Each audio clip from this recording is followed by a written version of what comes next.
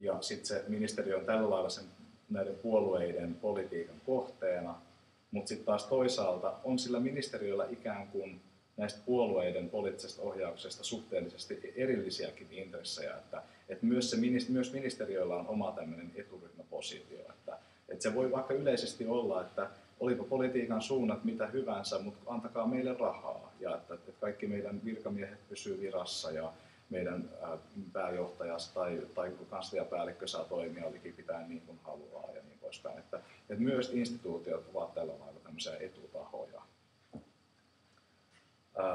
Voi toisaalta myös olla, että niin kuin joskus esimerkiksi joku puolue, etujärjestö ja instituutio, niin se etupolitiikan sisältö ikään kuin sulautuu yhteen. Et vaikka voi olla sellainen jossain ministeriössä enemmistö virkamiehistä on vaikkapa jonkun puolueen jäseniä, tai että niillä on hyvin vahvat kytkökset johonkin tiettyyn etujärjestöön, jolloin sitten niin kuin käytännössä tulee melkein niin kuin mahdottomaksi erotella, että onko tämä tämän ministeriön omaa politiikkaa vai onko tämä sen etujärjestön vai onko tämä sen puolueen.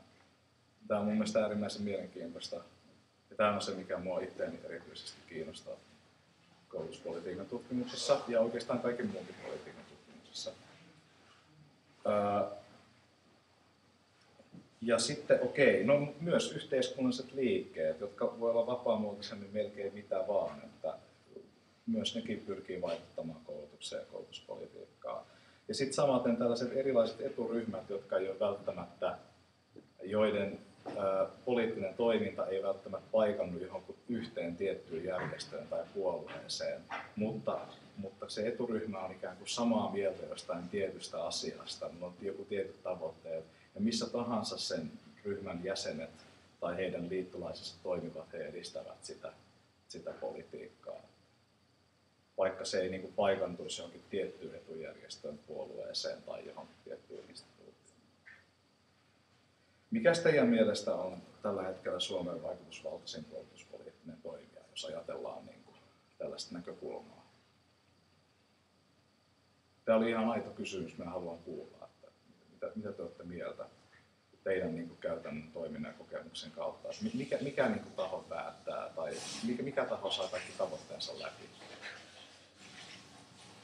Mä en tiedä mikä saa niin kuin läpi niihin papereihin, mutta kyllä mä niin kuin pidän siitäkin, että se opettaja on se, joka tavallaan opettajalla on se, niin kuin, ei nyt valta, mutta se mahdollisuus tehdä ainakin toisin. Et varmaan hakea sitä. Mutta en itse asiassa hakenut. Mutta mä näkisin, että se opettaja on se, tai opettajat ja opettajan koulutus. Joo. No silloin niin kuin epäilemättä tosi paljon vaikutusta, mutta tuleeko teille sitten niin kuin mitään muita näkökulmia mieleen? Että voisiko olla OAJ, mikä ehkä niin kuin saa sitä niin kuin nykyään papereihin jonkin verran tietoa niin kuin jäsenistössä asiaa ja saa niin kuin näkökulmaa. Mikä on OAJ:n päälinja tällä hetkellä? Mikä on niin kuin OAJ:n tärkein tavoite? Mistä se ei tule tinkimään niin kuin mistään hinnasta?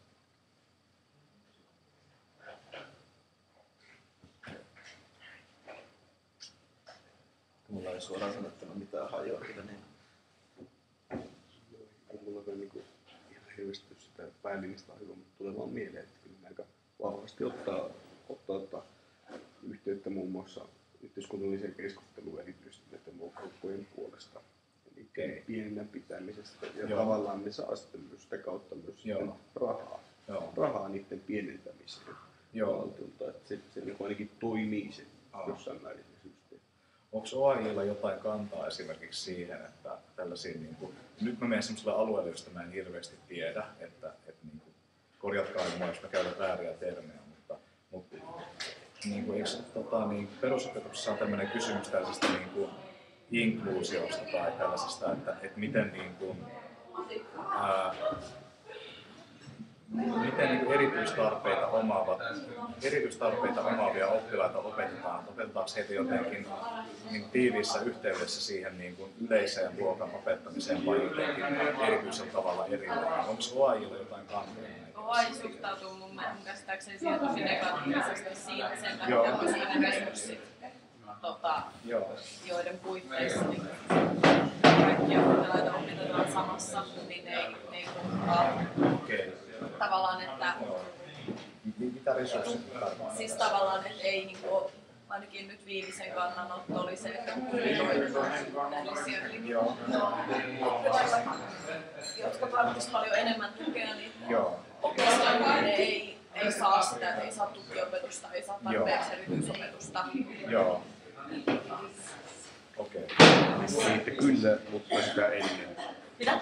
Kyllä, mutta sitä ennen rahaa ja resursseja. Niin, siis niin, nimenomaan. Että on se Ajatuksena nimenomaan, mutta se ei käytännössä. Joo. On liikaa opettajaa kuormittaa. Aivan, just joo.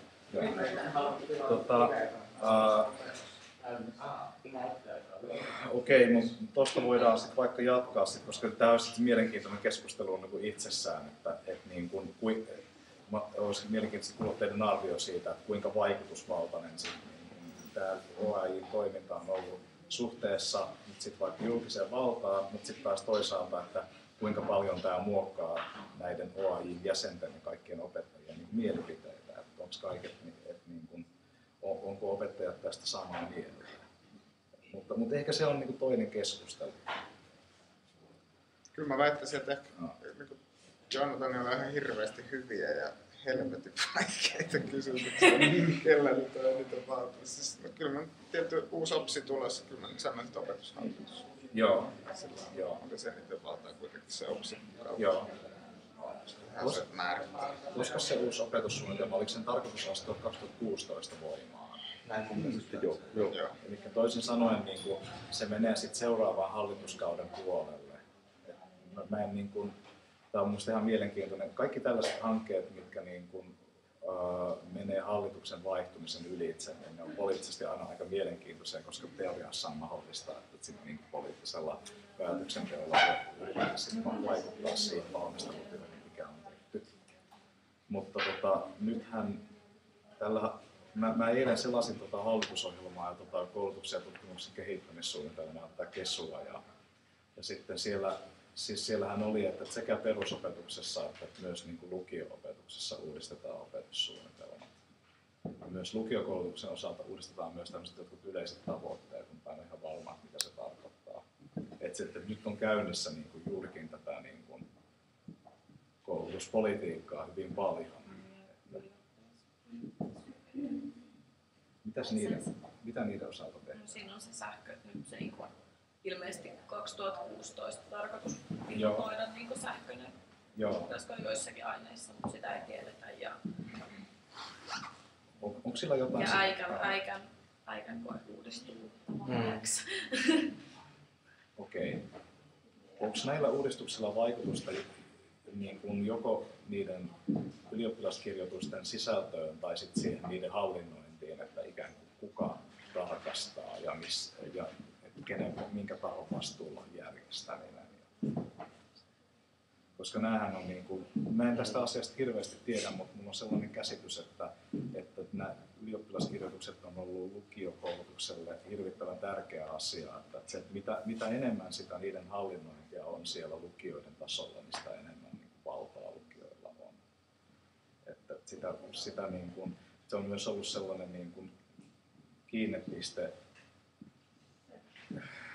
tämän niin kuin lukioiden oman tason päätäntävallan säilyttämiseksi. Mutta mä en tästä aiheesta hirveästi tiedä, että itse asiassa vasta ihan viime aikoina lueskelua pyrkinyt ottaa lisää selvää tästä.